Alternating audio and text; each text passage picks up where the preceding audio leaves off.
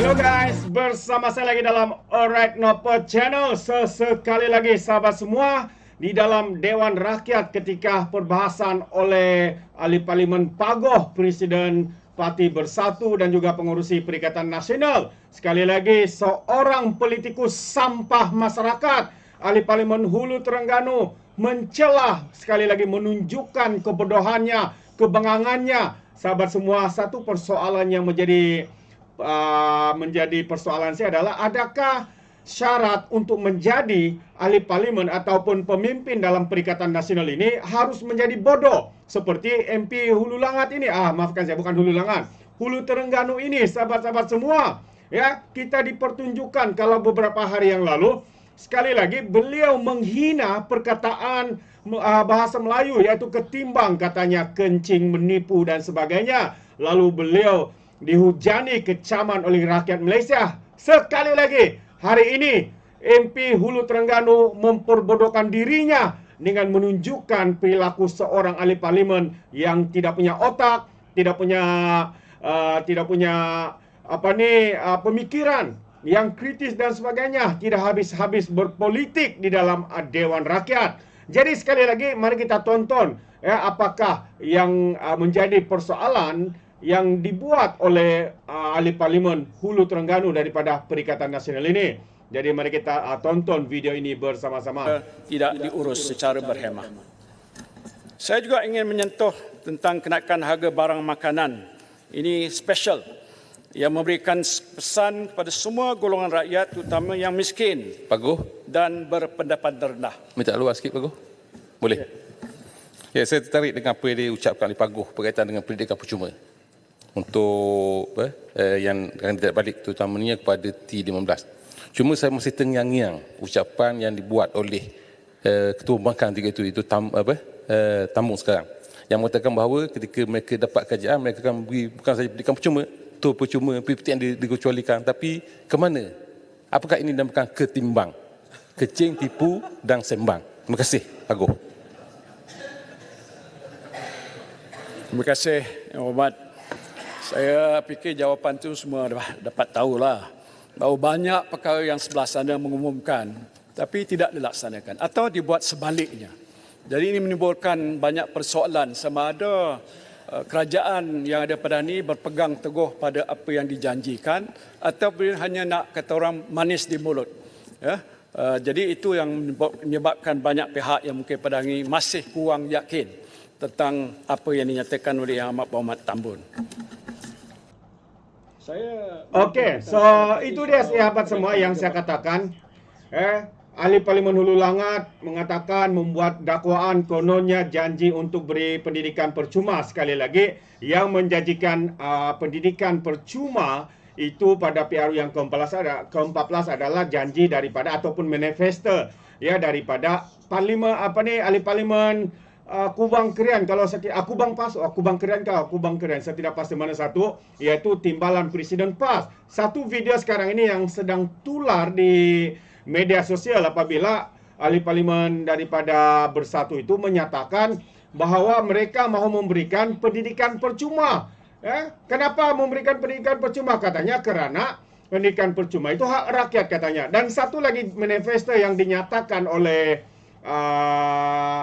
Timbalan Presiden PAS itu, katanya mereka kalau mau jadi kerajaan, mereka akan hapuskan PTPTN. Itu antara janji manis ya yang pernah diberikan ataupun dinyatakan oleh Timbalan Presiden PAS. Tapi kenapa Hulu Terengganu ini masih memainkan isu ini? Satu, sahabat semua, kerana mereka cuba untuk menghasut fikiran rakyat bahawa kononnya ini adalah manifesto daripada Pakatan Harapan ataupun kerajaan hari ini. Sedangkan hakikatnya, sahabat semua, semua ini adalah janji dan manifesto yang diumumkan sendiri ya oleh Timbalan Presiden PAS. Jadi ini menunjukkan bahawa politikus sampah masyarakat seperti Hulu Terengganu ini bermain politik, bukannya mahu untuk membincangkan berkaitan rakyat, tapi tidak habis-habis, terutamanya juga apabila beliau menghina berkaitan dengan bahasa Melayu yang digunakan oleh Perdana Menteri kita, yaitu ketimbang, sahabat-sahabat semua. Katanya dia tidak menemui ya bahasa ketimbang ini di mana? Di internet dan sebagainya. Sekali lagi, adakah ahli Parlimen Hulu Terengganu ini buta IT? Adakah beliau ini begitu bodoh sama sekali sehingga tidak tahu mencari maksud ketimbang itu? Sahabat semua, mari saya tunjukkan bersama dengan Anda apakah maksud yang dinyatakan ataupun perkataan ketimbang ini yang dinyatakan oleh ahli Parlimen Hulu Terengganu ini, dia tidak jumpa di internet, di kamus dan sebagainya. Mari kita cari bersama-sama sahabat semua. Saya akan cari untuk kita. Ketimbang, oke, ini dia. Ketimbang bermaksud apa? Kalau Anda boleh nampak, oke, itu dia. Ketimbang bermaksud, kalau saya besarkan maksud di sini.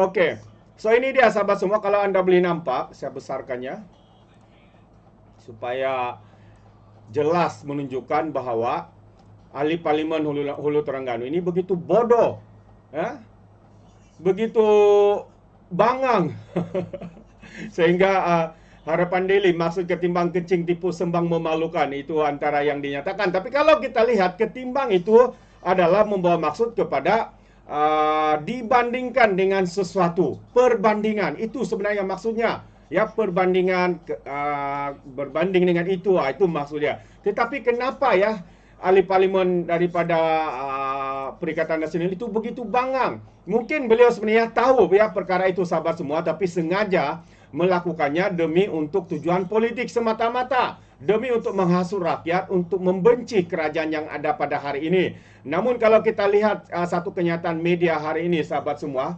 maksud ketimbang kencing tipu dan sembang memalukan MP Pembangkang Bazin Masa dan wang rakyat.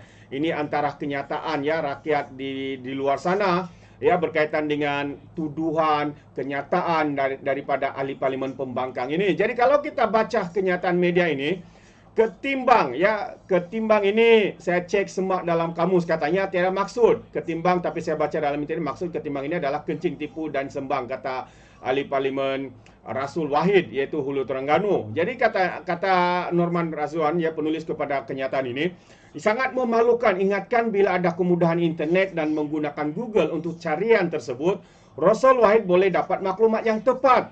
Rupa-rupanya dengan bantuan Google dia masih bebal ini bodoh untuk mencari maksud tersebut. Salahkan diri sendiri jika buta IT, kata Norman Razwan. Nak tanyamu type apa dekat Google tu Rasul?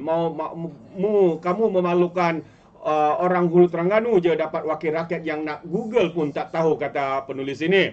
Jadi bila kita Google mudah saja untuk kita temui maksud tersebut. Ketimbang itu bahasa Melayu yang popular digunakan bangsa Indonesia yang bermaksud perbandingan atau ayatnya berbanding. Jadi apa isunya? Jadi sebenarnya sejak zaman Anwar lagi menjadi Perdana Menteri 1.0 lagi, beliau banyak menggunakan sebenarnya sejak zaman Anwar Ibrahim menjadi Menteri Kewangan 1.0, beliau banyak menggunakan bahasa-bahasa sastra atau yang dicampur aduk dengan bahasa Melayu Indonesia. Antara perkataan-perkataan yang digunakan oleh Datuk Seri Anwar Ibrahim, kalau anda boleh nampak kenyataan ini sahabat semua, saya besarkan sekali lagi. Ini antara bahasa-bahasa yang dipopularkan oleh Datuk Seri Anwar Ibrahim ya di dalam beliau ya berbicara di mana-mana, termasuk juga di dalam Dewan Rakyat. Antaranya dalam Marca Pada, ya maksudnya adalah dunia masa kini. Arakian maksudnya maka. Ta'akul membuat pertimbangan. Intihah penutup, ya. Masul hasil. Kesenjangan ketidakseimbangan. Ya, kesenjangan ini selalu pakai oleh Datuk Seri Anwar. Ya, apa lagi? Sementelahan tambahan pula. Walhasil kesimpulannya. Itu antara kenyataan-kenyataan yang dibaca ataupun dinyatakan di dalam bahasa ya yang digunakan oleh Datuk Seri Anwar Ibrahim. Malah dahulu beberapa kali Dewan Bahasa dan Pustaka memasukkan perkataan baharu dalam Kamus Dewan Bahasa kerana Anwar mempopularkannya. Ketika Anwar digugurkan dari jawatan Timbalan Perdana Menteri, beliau menggunakan kata koroni, korupsi, nepotisme, kebejatan dan banyak lagi hingga ia menjadi kebiasaan. Tandanya apa? Menurut maksudnya, Perdana Menteri Malaysia ke-10 ini orangnya berilmu, orang yang kuat membaca dan bukan seperti Perdana Menteri sebelumnya yang hanya membaca PDF. Buat live marah. Kenapa buat live? Patut dirakam katanya. Jadi sebenarnya kita telah lama menggunakan bahasa pinjaman atau bahasa celup yang digunakan seharian. Cuma kita yang tidak mengkaji. Contohnya, cawan dari bahasa Mandarin, cawan. Dekan dari bahasa Perancis. Okey, so mari kita sekali lagi tunjukkan bahasa ini. Ya. Falsafah dari bahasa Arab. Gajah dari bahasa Sanskrit, Sanskrit gajah. Kui dari bahasa Hokkien, kui. Lobak dari bahasa Kantonis, lobak. Jadi ini antara bahasa-bahasa yang dipinjam ya. Dan sekarang ini apabila Datuk Seri Anwar mempermulakan bahasa-bahasa begini, timbullah pula ahli parlimen politikus sampah masyarakat seperti Hulu Terengganu ini dengan menghina, memberikan maksud yang berlainan, terutamanya perkataan ketimbang ini. Sangat-sangat memalukan sahabat semua. Mereka mengatakan mereka memperjuangkan bangsa Melayu, agama. Tapi bahasa Melayu pun dihina sebegitu rupa. Patutkah individu-individu seperti ini, Hulu Terengganu ini, dilantik, diangkat menjadi pemimpin sahabat-sahabat semua? Bagi saya, inilah masanya untuk rakyat Malaysia, khususnya di Parlimen Hulu Terengganu, untuk menolak individu seperti ini. Kalau boleh pada PRU yang ke-16 yang mendatang ini, biarkan dia ya hilang deposit ataupun kalah teruk, tersungkur hingga dia akan duduk di celah pintu ya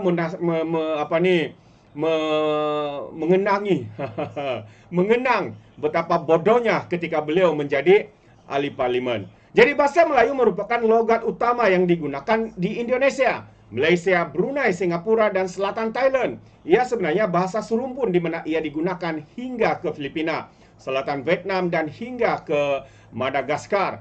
Namun pada 1928 di Indonesia, mereka menjenamakan bahasa mereka, bahasa Indonesia, sebagai bentuk penyatuan dan kesatuan bangsa Indonesia yang memiliki khazanah tersendiri. Di Sabah, bahasa Melayunya lebih kepada bahasa Melayu Indonesia. Namun kita tetap memahaminya kerana asalnya bahasa Melayu serumpun.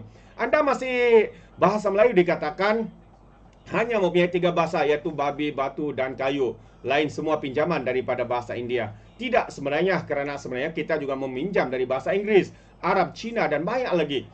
Bahasa Melayu dikatakan bahasa celup, itu tidak boleh dijadikan hujah yang tepat kerana bahasa Melayu juga mempunyai identiti tersendiri.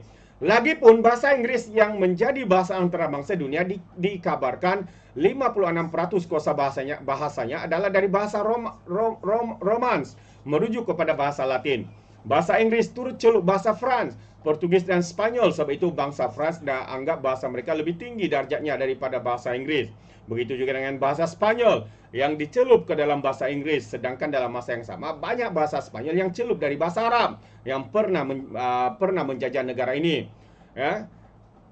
Begitu juga bahasa Cina baik digunakan oleh Jepun dan Korea. Jadi bab bahasa ini tiada sempadan dan tidak boleh dipersendahkan atau menjadi isu untuk dibawa ke dalam parlimen, kerana ia hanya memperlihatkan kita manusia yang tidak berilmu seperti ahli parlimen Hulu Terengganu ini.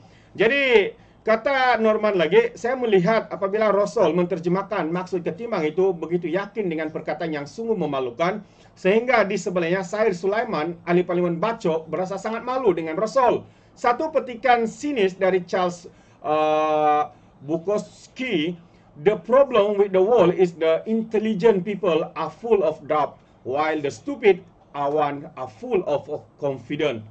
Memang bagus kenyataan ini. Isunya apa yang rakyat dapat bila ahli parlimen pembangkang memainkan isu bahasa ini?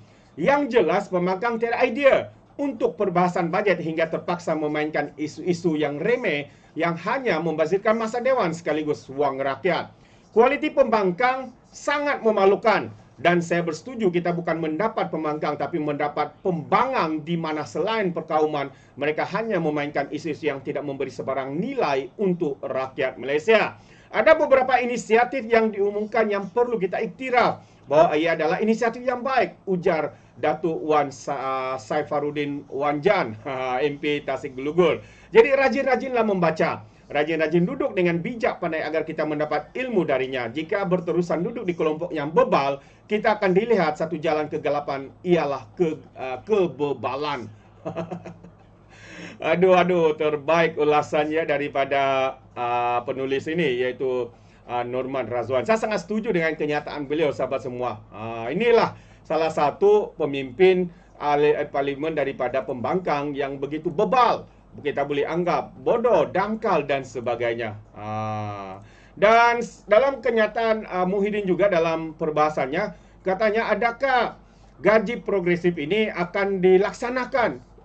Dia ini membaca berita terkini atau tidak? YB Rafizi Ramli telah pun mengumumkan gaji progresif ini telah pun dimulakan. Ya, sebagai perantis ada beberapa syarikat telah memulakan dan ianya akan dimulakan sepenuhnya kepada mana-mana syarikat yang mahu untuk terlibat sama. Jadi kenapa perlu dipersoalkan? Adakah dia ini buta IT, tidak membaca berita-berita terkini? Perkembangan berkaitan dengan isu gaji progresif ini amat memalukan. Adakah dia juga buta IT seperti mana Hulu Terengganu? Saya pun tak pasti, sahabat semua. Mungkin, ya, mungkin. Kerana syaratnya untuk menjadi, ramai ya rakyat Malaysia di luar sana mengatakan syaratnya untuk menjadi ahli parlimen, pemimpin PAS maupun Perikatan Bersatu dalam Perikatan Nasional ini, antara syaratnya harus bodoh. Bukan saya katakan, tapi itu kenyataan daripada rakyat Malaysia di luar sana. Mereka-mereka warga netizen yang mengatakan itu antara syarat. Syarat untuk menjadi walaun juga mereka katakan harus juga bodoh. Mungkin. Kerana itulah ada pemimpin-pemimpin seperti ini. Jadi sahabat semua, ini pandangan saya dari awal hingga ke akhir. Bagaimana pula dengan anda? Adakah anda setuju atau tidak? Anda boleh berikan komen di dalam ruangan komen. Jadi terima kasih. Izinkan saya untuk mengundurkan diri dan seperti biasa peribahasa mengatakan tak apa pun kangkap 2 ton keinginan. Dalam bahasa Melayunya, tepuk dada tanya selera. Sekian saja daripada Alright Nampak Channel. Kita berjumpa lagi. Bye-bye.